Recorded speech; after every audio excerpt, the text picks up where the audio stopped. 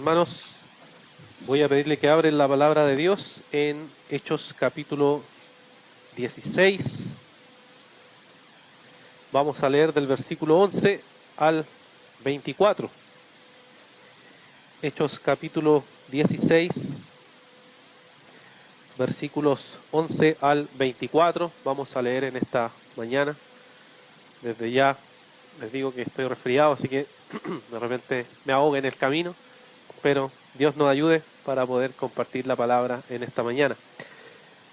Voy a leer entonces Hechos capítulo 16, versículo 11 hacia adelante, que dice así: Así que saliendo de Troas navegamos con rumbo directo a Samotacracia y al día siguiente a Neápolis.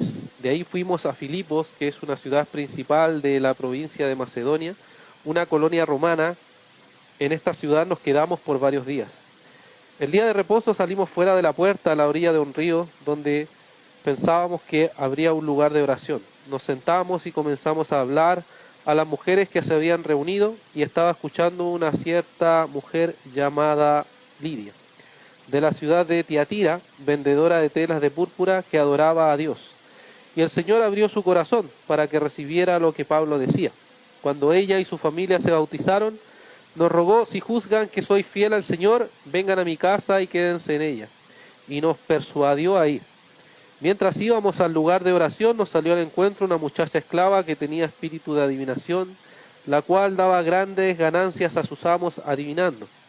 Esta, siguiendo a Pablo y a nosotros, gritaba: estos hombres son siervos del Dios Altísimo, quienes le proclamaban el camino de salvación. Esto lo hacía por muchos días, pero desagradando esto a Pablo, se volvió y dijo al espíritu: te ordeno, en el nombre de Jesucristo, que salgas de ella. Y el espíritu salió en aquel mismo momento.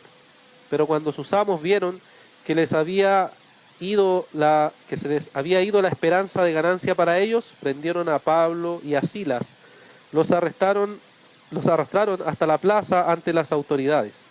Después de haberlos presentado a los magistrados superiores, dijeron: estos hombres, siendo judíos, alborotaron nuestra ciudad y proclaman costumbre que no nos es lícito aceptar ni observar, puesto que somos romanos. La multitud se levantó unos contra otros, y los magistrados superiores, rasgándoles sus ropas, ordenaron que los azotaran con varas. Después de darle muchos azotes, los echaron en la cárcel, ordenando al carcelero que los guardara con seguridad, el cual, habiendo recibido esa orden, los echó en el calabozo interior y les aseguró los pies en el cepo. Que el Señor bendiga su palabra. Hay un pastor puritano escocés llamado Henry, el cual era como un buen pastor escocés de la vieja escuela, bastante piadoso y muy conocedor de la palabra del Señor, el cual escribió un libro que se llama La vida de Dios en el alma del hombre, en donde él trataba de explicar cómo obra de forma tan misteriosa y qué es el poder del Espíritu Santo que puede obrar en una conversión. Una conversión es, hermanos, un milagro impresionante del poder del Señor. Y él definía esto acerca de cómo una persona conoce al Señor y vive en el Señor en este libro. Él decía lo siguiente en sus palabras: que la verdadera religión es una unión del alma con Dios. Hay una participación real de la naturaleza divina, la imagen misma de Dios sobre sus almas, o en las palabras de Pablo, que Cristo se ha formado en vosotros. Este libro fue tan impactante para la época que dicen que George Whitefield, que fue un famoso predicador escocés, el cual estaba predicando siempre la palabra del Señor, decía que nunca había profundizado tanto en lo que pasa en el alma de un ser humano hasta cuando leyó este tratado, y se asombraba de ver cómo la conversión entonces es algo de unirse con Dios. El conocer al Señor es una unión profunda en donde nos vamos cada día formando constantemente en la voluntad de nuestro Dios. Y lo que vamos a ver hoy, hermanos, tiene que ver con eso: conversiones, unión con Dios, poder de Dios actuando en la vida de dos mujeres que veremos en esta mañana. Recordemos que nos encontramos en el libro de los Hechos, un libro que hemos estado viendo a través de esta serie para poder ver cómo el Señor obra y actúa poderosamente en la iglesia del Señor. Comenzamos en el capítulo 1, donde se nos dijo en el verso 8 del capítulo 1 que iba a venir el Espíritu Santo e iban a poder, a tener poder, y ese poder, ¿cierto?, iba a impactar de tal manera en Jerusalén, en Judea, en Samaria y hasta lo último de la tierra. Se iba a extender de formas poderosas ese poder en la vida de cada una de las personas que conocieran el mensaje del Evangelio. Y vimos que en este libro entonces nos encontramos con lo que se conoce como los viajes misioneros, en donde en el capítulo 13 hasta el capítulo 14 estuvimos viendo el primer viaje misionero de Pablo junto a Bernabé, los cuales fueron predicando y plantando iglesias en distintas ciudades, distintos contextos, distintas formas. Ellos predicaron el mensaje de la palabra del Señor y luego cómo llegaron hasta el concilio de Jerusalén, donde se estableció que este mensaje es un mensaje de la gracia y que nada más se debe añadir, sino creer en el Mesías, en su obra perfecta, entonces uno es justificado. Y vimos que después Pablo y Bernabé tuvieron un conflicto, se separaron, cada cual siguió su camino y cómo incluso ahí el Señor había usado esa triste división para su propia gloria. Y entonces comenzamos en el segundo viaje misionero, donde Pablo va con Silas y después toma a Timoteo, que es lo que vimos la última vez, y cómo entonces ellos van a emprender este segundo viaje misionero. Y vimos entonces que el Señor le había dado una visión a Pablo para que fueran a un cierto lugar, y hoy vamos a ver entonces cómo se van a ir moviendo hacia ese lugar. Vamos a ver entonces estas dos conversiones que se van a dar en la ciudad de Filipo. Observemos entonces primero, hermanos, la primera conversión, la conversión de Lidia, versículos 11 al versículo 15.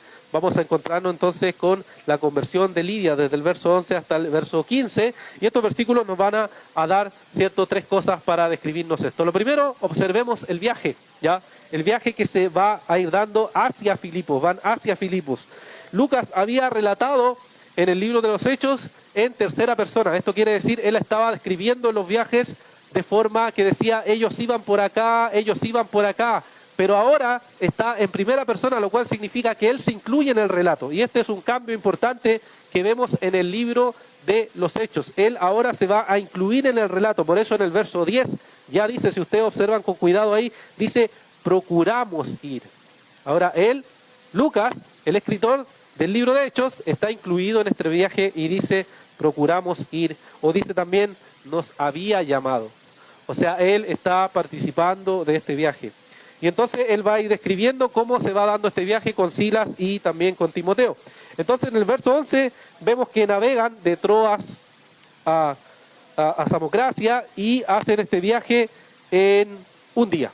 ¿Ya? Esto ya era algo bueno porque este viaje que se daba navegando se dio en un solo día, cuando en otras ocasiones se demoraba mucho más. Por ejemplo, en el mismo libro de los Hechos se muestra después en el capítulo 20, versículo 6, que este mismo viaje de vuelta se habían demorado 5 días, lo cual está apuntando de que este viaje fue algo favorable, o sea, los vientos estaban favorables. Piensa en el mundo antiguo que tenían que viajar según los vientos, y eso tenían que ser usados para poder viajar. Entonces este viaje había sido un viaje favorable. Rápidamente llegan entonces a Samocracia, una ciudad muy montañosa, donde se adoraba a unos dioses que se le llamaba los dioses de Cabiri, y ahí no pasan mucho tiempo, pero llegan a esa región montañosa y después se mueven rápidamente a Neápolis, la cual era el puerto de Filipo, o sea, era una ciudad portuaria, y después de Neápolis pasan entonces a Filipo, ¿ya? Y desde esa distancia del puerto de Neápolis hasta Filipos hay una vía que los romanos habían construido, que se conoce como la vía ignaciana, que es un camino. Los romanos, como siempre, habían construido caminos para que pudieran avanzar mucho mejor. Y entonces ellos emprenden este camino, caminan como era parte del mundo antiguo, y caminan entonces hasta la ciudad de Filipo. Una ciudad que, como nos dice aquí, era una ciudad principal de la provincia de Macedonia, porque Macedonia era una provincia grande que tenía varias ciudades, y la ciudad de Filipos era una ciudad principal, ¿ya? Y nos dice que en esta ciudad principal de Filipos se quedan entonces los misioneros, Pablo y los demás, varios días. ¿Ya? Esto es muy común del lenguaje del libro de Hechos, que no describe exactamente los días, sino que simplemente dice varios días. ¿Cuántos días? Ni idea, pero se quedan ahí. Y luego en el verso 13 y 14 entonces nos va a describir qué es lo que va a acontecer en esa ciudad. Están en la ciudad de Filipo, llegan a la ciudad de Filipo, y cuando Pablo y Silas y Timoteo llegan, al igual que el primer viaje misionero, ¿qué es lo que hacen? Buscan un lugar donde se exponga la palabra de Dios, ¿cierto? Que era, en todas las ciudades anteriores, era la sinagoga. Llegaban al lugar y llegaban a la sinagoga. Sin embargo, aquí vemos que no hay sinagoga. Llegan a este lugar y nos dice, ¿cierto? Los versículos aquí, cuando llegan, el versículo 13, el día de reposo, o sea, el día sábado, ellos llegan, salen fuera de la puerta a la orilla de un río donde pensábamos que habría un lugar de oración. No había sinagoga, pero había un grupo de hermanas que se juntaban a orar.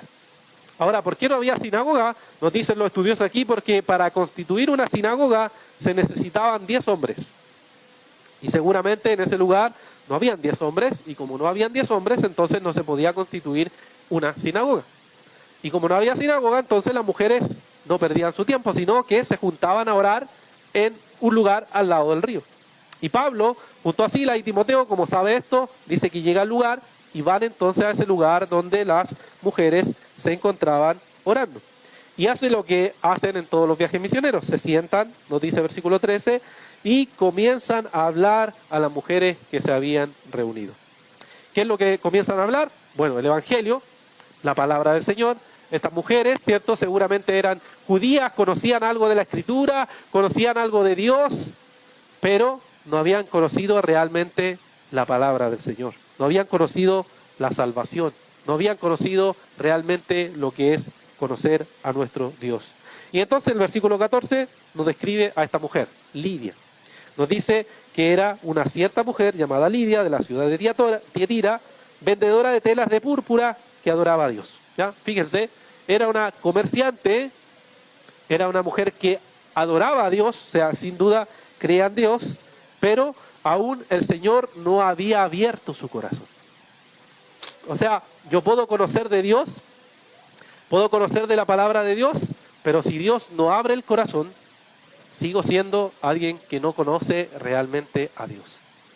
Y esta mujer de Tiatira era una mujer que trabajaba en este oficio, y las mujeres de ese lugar de Tiatira eran las personas conocidas por extraer de una planta llamada rubia roja el jugo de la raíz con la cual lograban teñir las telas, y con eso hacían un gran negocio.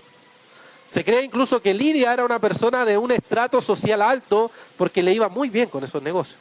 No tenemos más detalles si era soltera, si era viuda, no sabemos, pero era una mujer que le iba súper bien. O sea, era una mujer negociante de la época y que con eso se sostenía y se sustentaba. Y esta mujer entonces estaba en ese lugar y nos dice este detalle en el versículo 14, y el Señor abrió su corazón para que recibiera lo que Pablo decía. O sea, Pablo había estado predicando, hablándole constantemente de la palabra de Dios, pero no había caso que aceptara lo que Pablo decía hasta que Dios abriera su corazón. ¿No es, hermano, exactamente lo que pasa en cada uno de nosotros cuando conocemos a Dios? Cuando conocemos el Evangelio, es que nos pueden hablar una y otra y otra y otra vez, pero si Dios no abre el corazón, no hay nada que hacer, mis hermanos. Siempre recuerdo a mi tío, que ya está en la presencia de Dios, y fue uno de los primeros que me habló del Evangelio. Él era de las asambleas de Dios y me explicaba y me hablaba, y yo en ese tiempo me los daba de poeta, ¿cierto? Y él me decía, no importa eso, lo que importa es que conozcas al Señor, que te arrepientas, que conozcas tu pecado. Claro, y como decimos, me entraba por aquí y me salía por allá. No pasaba nada. Pero él me hablaba constantemente y no había caso que yo entendiera hasta qué. Hasta que Dios abriera mi corazón. Y seguramente es la misma experiencia suya, que cuando el Señor abre el corazón, uno cree realmente en Dios. Y eso pasaba con Lidia. Era exitosa, le iba bien, creía en Dios, estaba todo bien, pero si Dios no abría su corazón, no había mucho que hacer. Y esto, hermano, nos recuerda lo que nos dice Pablo en Romanos capítulo 10, versículo 11, que nos dice, pues la Escritura dice, todo el que cree en Él no será avergonzado. Porque no hay distinción entre judío y griego, pues el mismo Señor es Señor de todos, abundando en riqueza para todos los que invocan. Porque todo aquel que invoque el nombre del Señor será salvo. Y eso es lo que pasó con Lidia. Lidia, una mujer económicamente sustentada, bien, que decía conocer a Dios, pero que ahora cuando el Señor abría su corazón, inmediatamente sucedía algo. Y Lidia se iba a transformar en la primera creyente en Europa. La primera creyente en Europa. El primer fruto del Evangelio en Europa iba a ser una mujer que iba a creer en este poderoso mensaje de nuestro Señor. Y entonces nos dice que los frutos de Lidia, los frutos de esta verdadera conversión, se ven en el versículo 15, donde nos dice que cuando ella y su familia se bautizaron, nos rogó: si juzgan que soy fiel al Señor, vengan a mi casa y quédense en ella, y nos persuadió a ir. Vemos dos cosas, dos frutos que vemos en Lidia en ese momento, es que primero se bautiza. Y eso es lo que vemos en la Gran Comisión. ¿Qué nos dice Mateo capítulo 28, versículo 19 al 20? Que seguramente todos conocemos. Vayan pues y hagan discípulos de todas las naciones, bautizándolos en el nombre del Padre, del Hijo y del Espíritu Santo.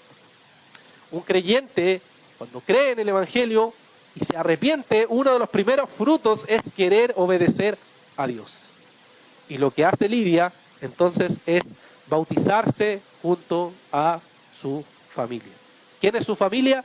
No nos dice la Biblia. Aquí es donde nuestros queridos hermanos Paido Bautistas, o sea, los que creen en el bautismo de niños, dicen que aquí hay niños, pero no sabemos. Y no podemos tomar el argumento del silencio para decir, sí, aquí hay niños y por tanto los niños deben bautizarse. No, no sabemos, porque la familia incluía esclavos, incluía tíos, incluía sobrinos. Esa es la visión familiar del mundo antiguo. Ahora nosotros decimos familia, yo, mi esposa y mis hijos, pero la familia en el mundo antiguo es mucho más grande y extensa. Entonces no podemos pensar que aquí está señalando que entonces es un argumento para decir hay que bautizar a los niños. No, hermanos, no vemos nada de eso, sino que simplemente nos dice que Lidia y su familia se bautiza y dan testimonio del fruto de la palabra de nuestro Señor. Eso es un fruto evidente que hace Lidia aquí. Pero también dice que ella llama y les ruega, les dice: si juzgan que soy fiel, vengan a mi casa y quédense. Y ese otro fruto que podemos ver, hay una hospitalidad que nace naturalmente de Lidia, que dice: vengan a mi casa, misioneros, quédense conmigo, compartan conmigo, con mi familia. Y es lo que la palabra nos dice a todos los cristianos constantemente. ¿Qué nos dice? Sean hospitalarios, 1 de Pedro 4:9, sean hospitalarios los unos con los otros sin murmuraciones. La hospitalidad, hermanos, para nosotros se ha vuelto poca o difícil, pero en el mundo antiguo era prioritaria para mostrar y manifestar la piedad de una persona. Porque no habían hoteles, no habían hostales, no había lugar donde quedarse. Si yo me quedaba en la calle, prácticamente estaba casi cerca de morir. Porque había ladrones, porque había frío, etc. Pero la hospitalidad era una señal poderosa de que yo estaba viviendo la palabra del Señor. Y esto era porque en el corazón de Lidia el Señor había hecho florecer la salvación. Había un fruto verdadero de una conversión verdadera. Y hermanos, esto nos enseña entonces, si observamos primero, que los apóstoles no se quedaron ahí tranquilos. Cuando llegaron y dijeron: no hay sinagoga, ya entonces no predicamos, no hay sinagoga, ya todos para la casa. No, dijeron: oye, hay que buscar un lugar para ir y predicar el mensaje del Evangelio. A ver, ¿dónde están? Busquemos información, ¿dónde están? Ah, se reúnen aquí. Ya, vamos a predicar el mensaje del Evangelio. Eso, hermano, debería ser nuestra actitud. ¿Dónde predicamos, hermano? No, es que el mundo está tan malo. Dicen: no, es que no nos van a escuchar. Hermanos, nuestra tarea es predicar el mensaje del Evangelio. Y buscar la manera, buscar la forma, como vimos en sermones anteriores, hay estrategias que nos dice la Biblia que pueden hacer uno, pero lo que uno busca es predicar el mensaje del Evangelio. Porque entiende que es un mandato de Dios, y los apóstoles, los misioneros aquí no se quedaron tranquilos, sino que buscaron cómo predicar el mensaje del Señor. Pero además de esto, hermanos, de predicar el mensaje del Señor, que sin duda es un mandato de Dios, podemos ver los frutos de Lidia en, por ejemplo, obedecer algo tan sencillo como el bautismo. Hay personas que a veces preguntan: ¿qué pasa si creo en Dios y no me bautizo? Yo siempre les respondo: no tiene sentido.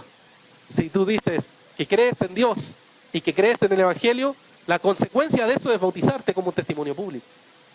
Ahora, por supuesto, esto no es de un día para otro, y tampoco debe apresurarse, ni tampoco debe hacerse superficialmente, sino que se debe enseñar lo que es el bautismo, se debe explicar a las personas lo que están haciendo, porque es un testimonio público de su fe, de que mueren al mundo y viven para el Señor. La iglesia primitiva, después de los apóstoles, se enfocaba mucho en esto, se enfocaba en que las personas que van a ser bautizadas deben ser enseñadas y sus vidas deben ser examinadas, porque el bautismo era la puerta de entrada para la membresía de la iglesia. Por ejemplo, un obispo de la época llamado Hipólito de Roma escribió un libro que se llama La Tradición Apostólica, y él dice lo siguiente sobre las personas que querían bautizarse. Dice: se examinará la vida de quienes hayan sido elegidos para recibir el bautismo, sobre si han vivido honestamente mientras eran enseñados, si han tratado con honor a las viudas, si han visitado a los enfermos, si han ejercitado toda buena obra. O sea, dice, se espera de las personas que llegan a este lugar y a esta iglesia, se espera que ellos sean examinados en sus vidas para ver si realmente entienden lo que significa el Evangelio, para ser bautizados y entonces para unirse a la iglesia del Señor. Entonces, hermanos, se espera eso, se espera frutos. Si yo soy cristiano, si yo tengo frutos de una verdadera conversión, se espera de mis frutos. ¿Cómo mostramos, hermanos, esos frutos? Obedeciendo la palabra del Señor. Obedeciéndolo en las cosas sencillas, como la oración, obedeciéndolo en las cosas sencillas, como tener mi devocional diario, como leer la palabra diariamente, como comprometerme con la iglesia en la cual asisto, como estar sirviendo en la obra del Señor constantemente. ¿Hay, hermano, eso? Arrepentimiento constante, confesión de pecado constante, buscar al Señor constantemente, profundizar en la oración constantemente. Eso es un fruto de verdadera piedad que nos muestra aquí Lidia. Pero nos muestra además algo específico, que es lo que decíamos, la hospitalidad. La hospitalidad, hermanos, es un fruto de una verdadera conversión. Y como les decía, una de las cosas en las cuales la iglesia de hoy tiene es el individualismo, el cual lo hemos nombrado en varias ocasiones. Y eso se manifiesta o se ve evidenciado en la poca hospitalidad que prestamos en nuestras vidas. Por ejemplo, acá en la iglesia tenemos instancias para mostrar eso. Tenemos instancias aquí en la iglesia para mostrar hospitalidad. Tenemos oraciones en las casas, tenemos 11 con Biblia en las casas. ¿Para qué, hermano? Ese es un ejercicio no solo de reunirse, es un ejercicio en donde se muestra la piedad cristiana. En recibir hospitalariamente a los hermanos y mostrar eso. Hospitalidad significa mostrar amor con los extraños. No es suficiente solamente a los hermanos, a los conocidos, a los amigos. Pero piensa en esto, mi hermano. El que está al lado tuyo hoy, o no tan al lado, más atrás, adelante, ¿es extraño tuyo? Me refiero a esto. Hay muchos hermanos que dicen, no conozco a tal hermano, no conozco a tal hermana. Ok, bien, es un extraño entonces. Entonces, ¿dónde está la hospitalidad para conocer a ese extraño? ¿Y qué hospitalidad? Bueno, abrir tu hogar, pues, hermano. Invitar a un tecito, invitar a un cafecito, invitar a un almuerzo y tener hospitalidad y tener comunión. Ese es un fruto de un creyente que quiere crecer y que quiere mostrar la hospitalidad según la palabra de Dios. ¿No eso? Lidia mostró eso. ¿No nos dice la palabra que tenemos que ser hospitalarios unos a otros? ¿Dónde entonces está ese fruto? ¿Dónde está esa hospitalidad? ¿Dónde está esa apertura del hogar? Ah, es que tengo una silla nomás. Ah, es que tengo 2 sillas nomás. Bueno, invítelo con la silla, una silla o 2 sillas. Cuando yo vivía en Valparaíso, y varios de acá saben, mi casa era un cuadrado, 2 cuadrados era. 2 cuadrados. Y hacíamos reunión de 11 con Biblia y se llenaba. Y no había problema, ¿no? Compartíamos, buscábamos la forma de estar juntos ahí y compartir, porque no se trata de una torta gigante, no se trata de tener mucho pan, no se trata de eso, hermano. No se trata de tener mucha palta, no. Se trata de un corazón abierto. Se trata de que si tengo pan con mantequilla, bueno, le ofrezco eso a los hermanos. Amén, hermano. Eso tengo para ofrecerte, pero quiero estar contigo. Quiero tener comunión y quiero compartir. De eso se trata, hermanos. Eso es hospitalidad, es una determinación del corazón para poder servir a los demás. Eso es lo que mostraba Lidia. Vengan, vengan, compartamos, decía. Quédense conmigo, tengamos este tiempo juntos, disfrutemos de la comunión. Y eso, hermanos, es un fruto de un verdadero creyente. Es un fruto tan importante, hermanos, que entre los requisitos pastorales que vimos cuando pasamos en 1 Timoteo capítulo 3, dice que sea hospitalario. O sea, se da por sentado que el pastor y su familia va a ser hospitalario. Va a tener su hogar abierto para los hermanos cuando vengan. ¿Por qué? Porque es parte de mostrar una piedad verdadera. Y eso es lo que mostró Lidia. ¿Está eso en tu vida? ¿Es algo de lo que yo piense constantemente? ¿Soy hospitalario? ¿Estoy sirviendo a los hermanos? ¿Abro mi hogar para que otros vengan a compartir conmigo? ¿O no? Quizás no. Quizás un punto débil. Bueno, entonces Dios debe trabajar en eso y mostrar la necesidad que tenemos para romper ese individualismo que tenemos y pensar, entonces, para conocernos entre los hermanos, disfrutemos de esto que el Señor nos ha regalado. Después de eso, entonces, tenemos, hermanos, la conversión de la muchacha endemoniada. ¿Ya? Tenemos la conversión de Lidia y lo que produce esos frutos. Ahora tenemos la conversión de la muchacha endemoniada. Versículos 16 al versículo 24. Vamos a ver entonces que estos versículos nos señalan 4 cosas aquí, Lucas.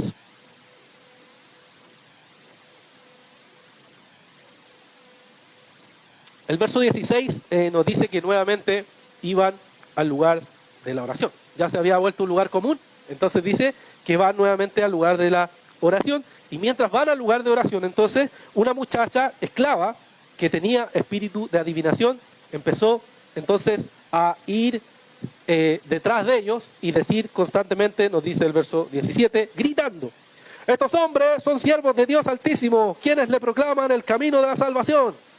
¿Se imaginan? Pablo caminando así: estos hombres. Ay, Pablo ahí ya no aguantaba más, parece. Pablo nos dice, ¿cierto?, que en el verso 18 esto lo hacía por muchos días, ¿ya? La ambigüedad del libro de Hechos siempre. No dice cuánto, muchos días. Pero todos los días caminaba y todos los días esta mujer iba gritando atrás. Entonces nos dice el versículo 18, pero desagradando esto a Pablo. O sea, ya hasta aquí me tiene esta muchacha. Y ¿qué hace? Dice, se volvió y le dijo: te ordeno en el nombre de Jesucristo que salga de ella. Y entonces dice que salió el espíritu. Y esto no le iba a gustar, por supuesto, a los amos, que era una fuente de ganancia para ellos. Pero recordamos sí que el Señor Jesucristo muchas veces también hizo lo mismo. Expulsó demonios, expulsó espíritus fuera. Y podemos verlo, por ejemplo, en Lucas capítulo 4, versículos 33 al 34, donde nos describe la palabra aquí que había un hombre en la sinagoga poseído por el espíritu de un demonio inmundo y gritó a gran voz: déjanos, ¿qué tienes que ver con nosotros, Jesús de Nazaret? Has venido a destruirnos, yo sé quién tú eres, el Santo de Dios. Entonces Jesucristo los manda a callar y los expulsa. O sea, aquí hay un problema, que recibir información de un demonio, que aunque sea cierta y verdadera, no es muy bueno. Entonces Jesús se dio cuenta de eso, Pablo también se dio cuenta de eso, que no era bueno tener un, vamos a decirlo así, testimonio de un demonio, de un espíritu endemoniado acerca de lo que ellos hacían. Entonces Pablo actúa de la misma manera y lo que hace es expulsar este demonio fuera. El verso 18 entonces nos va diciendo cómo Pablo hace eso y entonces lo expulsa.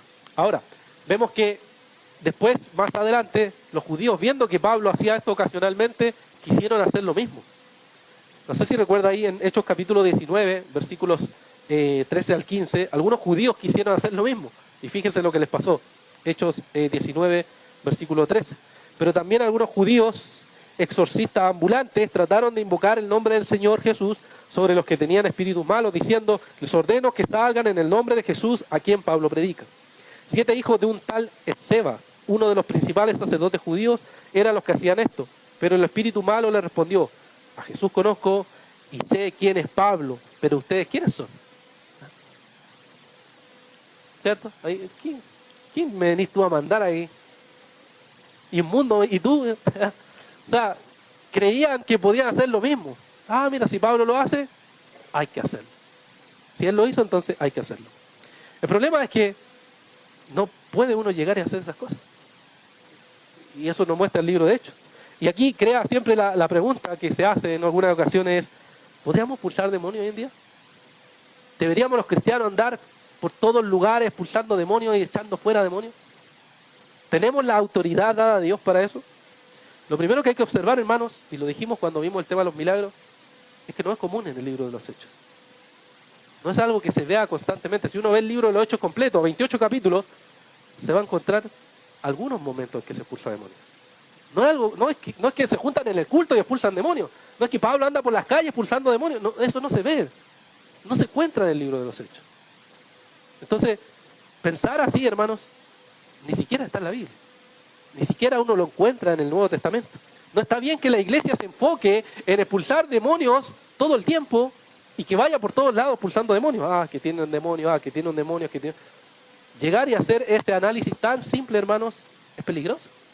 El enfoque de la iglesia es la oración, la vida santa, la palabra, el compromiso con la congregación. No vemos ni siquiera un ministerio en el Nuevo Testamento que se dedique a expulsar demonios. Nada, hermanos. No hay nada de eso. Simplemente cuando vemos en la palabra de Dios, incluso cuando nos habla la palabra de Dios acerca de la guerra espiritual, uno diría, bueno, ese es el momento perfecto para que nos diga, y expulsen demonios.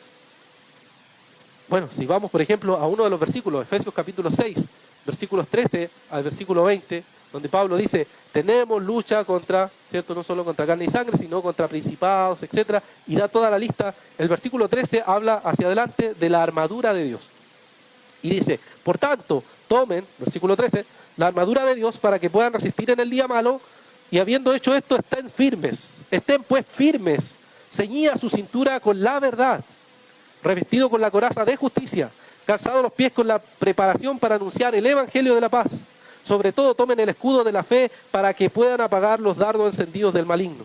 Tomen el casco de la salvación y la espada del Espíritu, que es la palabra de Dios.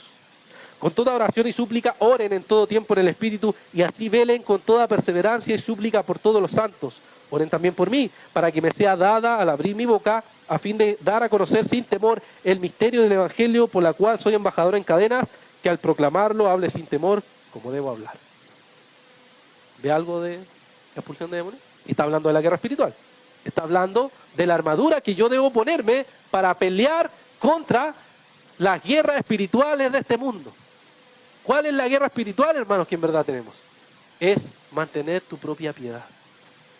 Mantener tu propia vida santa, mantener tu propia vida alejada del pecado, es tu guerra espiritual. Cuando en la semana dice, ahora sí que leo, y después no leo. Ahora sí que oro, y después no oro. ¿Por qué no pudiste? Porque tu carne, tu pecado, tu flojera, tu pereza, tu maldad, no quiso hacerlo. Y tenías que haberlo hecho. Ahí está la guerra espiritual, intensa, hermano. Por mantener la vida de oración, la vida de la palabra, la vida de santidad, la vida de compromiso con la iglesia. Ahí está tu guerra espiritual. Esa es, hermano. Y el pecado que te inclina hacia allá.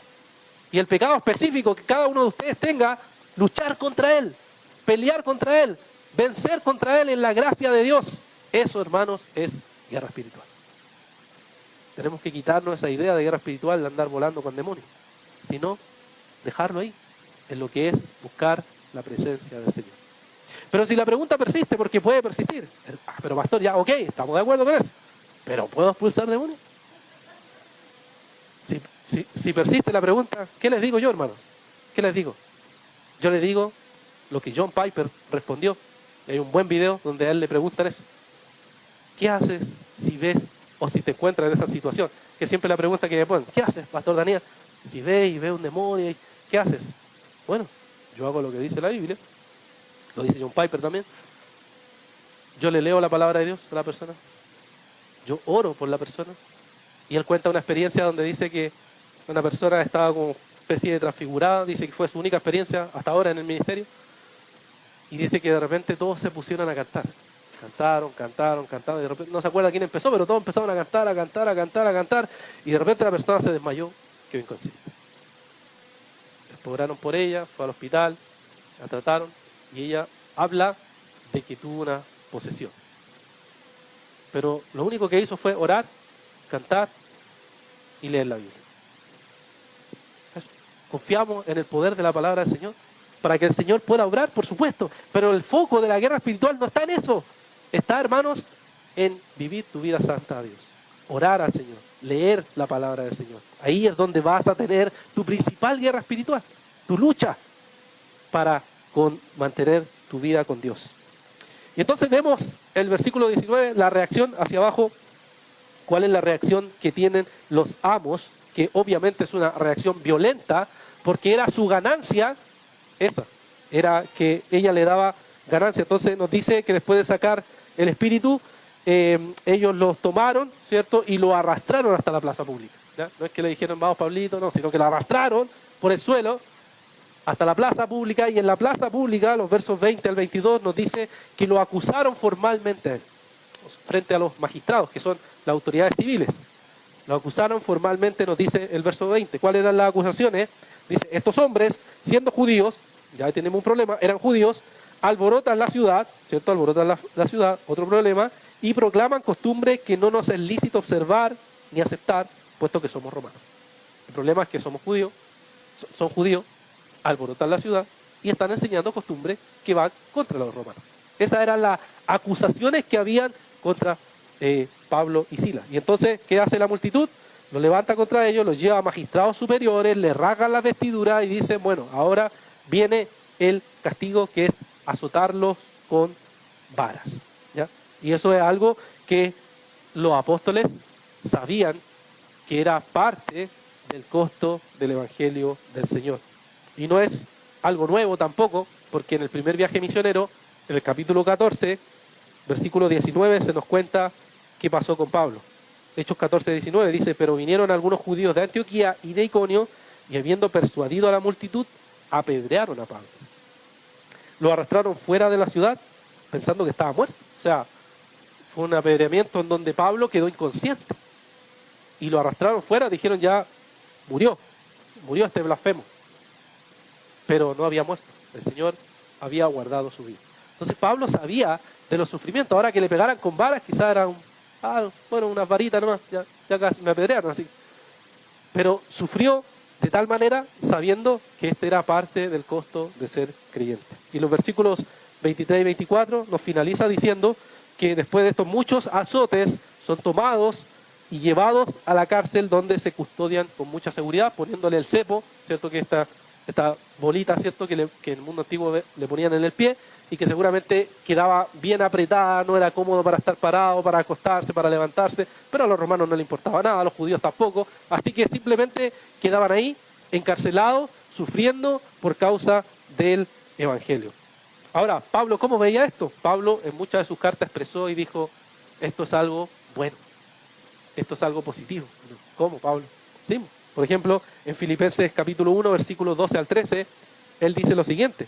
Filipenses 1, versículos 12 y 13, quiero que sepan, hermanos, que las circunstancias que me he visto han redundado a un mayor progreso del Evangelio, de tal manera que mis prisiones por la causa de Cristo se han hecho notorias en toda la guardia pretoriana y en todos los demás.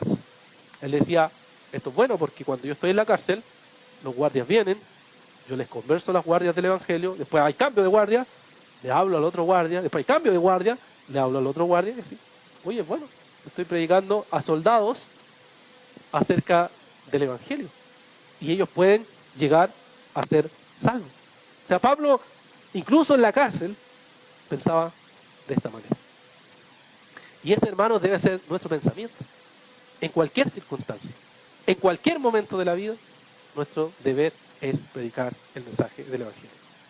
Cuando hubo un hermano en el hospital, el hermano de Calera que estaba morando, fui a visitarlo y les compartí acerca del mensaje del Evangelio, y él me contaba cómo en cada turno de cada doctores que habían ahí, él podía predicar. Él no sabía si iba a vivir. Bueno, hasta el día de hoy no saben mucho qué va a pasar, como les compartí.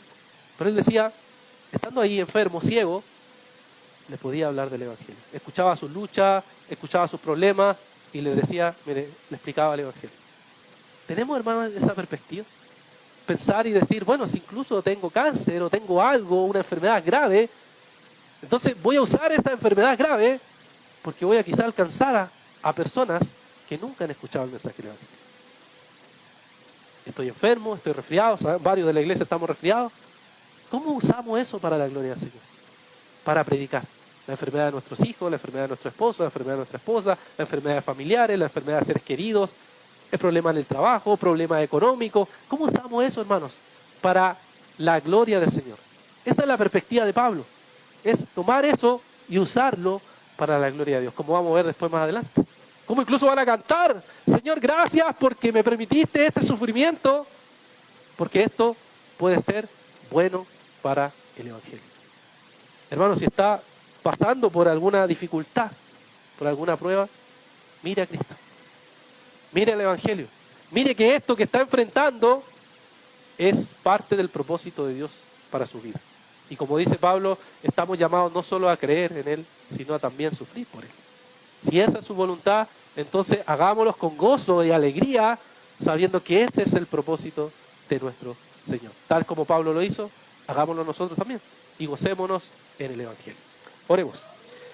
Padre, te damos las gracias esta mañana por poder meditar un poco en tu palabra, Señor. Vemos dos conversiones que tú hiciste. Una, Señor, que es Lidia, una mujer, Señor, que fue liberada por ti, Señor, que económicamente le iba bien, pero no te conocía, Señor. ¿Qué importa, Señor, las cosas de este mundo si no te conocemos, Señor? Y otra mujer también que estaba esclavizada, endemoniada, Señor, y que tú la liberaste, Señor. No sabemos si creyó en ti realmente, pero fue liberada, Señor, por tu poder, y podemos ver que tú, Señor, no tienes excepción de personas. Pueden ser mujeres ricas, mujeres pobres, hombres ricos, Señor, pero tú, si tú quieres salvarlos, los atraes a salvación, Señor. Ayúdanos a que nosotros seamos usados por ti en cualquier situación de nuestra vida, a que podamos predicar tu palabra y tu verdad, Señor. Rogamos tu guía, tu dirección y te damos las gracias, porque tú eres un Dios bueno y misericordioso, Señor. Y que esta historia, Señor, de conversión nos lleve a examinar nuestro corazón. ¿Estamos dando fruto realmente para ti? ¿Estamos sirviendo y usando todo lo que nos diste para tu reino? Señor, ayúdanos, Padre, en nuestras debilidades y haz que usemos todas nuestras debilidades, incluso para tu gloria. Te agradecemos por esto, en el nombre de Jesús. Amén.